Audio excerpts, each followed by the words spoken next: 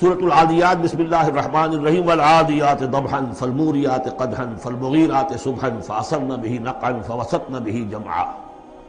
یہ پانچویں اور آخری صورت ہے اس اسلوب کی جو صافات سے شروع ہوا تھا، والصافات صفا فالزاجرات زجرا، پھر آئی والذاریات ذروا، اور پھر اس کے بعد آئی والمرسلات عرفا، پھر آئی والنازعات غرقا، اور یہ آخری ہے والعادیات ضبحا۔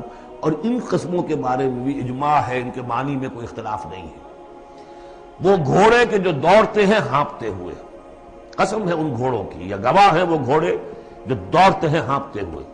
فالموریات قدحا، پھر وہ اپنے سموں سے چنگاریاں نکال رہے ہوتے ہیں، جب وہ کسی پتھر کے ساتھ ٹکراتے ہیں تو چنگاری نکلتی ہے۔ فالموریات قدحا فالمغیرات صبحا، اور پھر وہ الصبح in the small hours of the morning جا کر غارت گری کرتے ہیں۔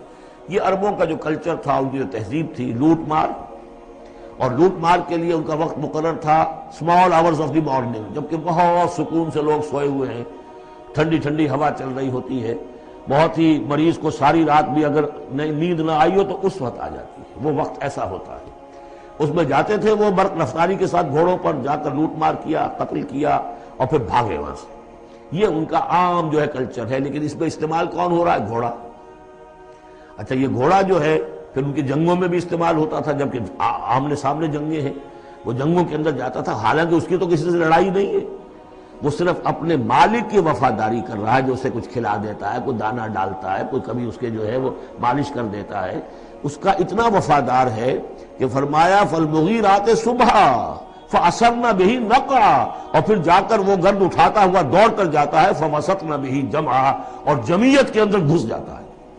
آپ کو معلوم پچھلی زمانوں میں کیا ہوتا تھا، لے کر نیزہ اور یا کوئی اور شے جو ہے وہ سوار گھوڑے کو لے کر دوڑا ہے، کس میں؟ دشمن کے اندر صفوں میں گھس رہا ہے، اور تیر آ رہا ہے، گھوڑا مر رہا ہے، ہوتا ہے، تلوار لگی ہے، گھوڑا مر گیا ہے، تو گھوڑا یہ رسک کیوں لے رہا ہے؟ یہ ہے اصل میں اس صورت کی جو اصل مرکزی بات ہے، محض یہ بات، انسان جو اس کا مالک ہے اس کا خالق نہیں ہے، صرف یہ ہے کہ اسے دانہ ڈالتا ہے، اسے گھر پہ باندھتا ہے، اس کی سیوا کرتا ہے۔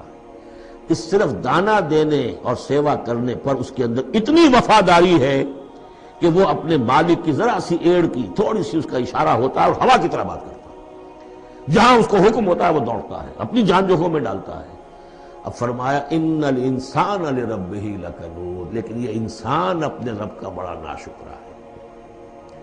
وہ جو کھلاتا ہے، پلاتا ہے، رزق دیتا ہے، جو خالق ہے، یہ وفاداری اللہ کے لیے انسان میں نہیں۔ کتے کی وفاداریاں دیکھو، گھوڑوں کی وفاداریاں دیکھو، یہ کتنی وفاداری۔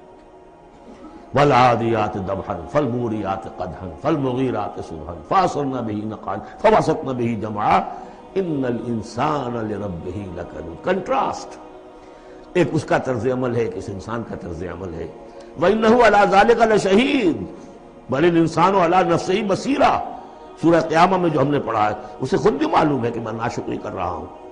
وَإِنَّهُ لِحُبِّ الْخَيْرِ لَشَدِيدٌ، لیکن یہ مال اور دولت کی محبت میں بہت شدید ہو جاتا ہے، مال اور محبت کی دولت کی وجہ سے حرام حلال کی تمیز ہٹا دیتا ہے، حالانکہ اس کا نفس ملامت کرتا ہے۔ لا اقسم بیوم القیامہ ولا اقسم بالنفس اللوامہ، وہ اللہ تعالیٰ کی نشانیوں میں سے ایک نشانی ہے انسان کے اپنے اندر۔ افلا یعلم اذا بعثر ما فی القبور، تو کیا اسے یہ معلوم نہیں ہے کہ جب زمین میں جو کچھ ہے، قبروں میں جو کچھ ہے، تلپٹ کر دیا جائے گا، انہیں نکال لیا جائے گا، وحصل ما فی الصدور، اور جو کچھ ان کے سینوں میں چھپا ہوا ہے وہ بھی نکال لیا جائے گا۔ ان ربہم بہم یومئذ لخبیر، یقیناً اس دن ان کا رب ان سے پوری ان کی باتیں جو ہیں ان سے باخبر ہوگا، ان کی خبر لے لے گا اور ان سے حساب کتاب لے لے گا۔ اللہم ربنا حاسبنا حسابا یسیرا، ان صورتوں کے آخر میں یہ دعا، اللہ تعالی ہم سے آسان حساب لیجو۔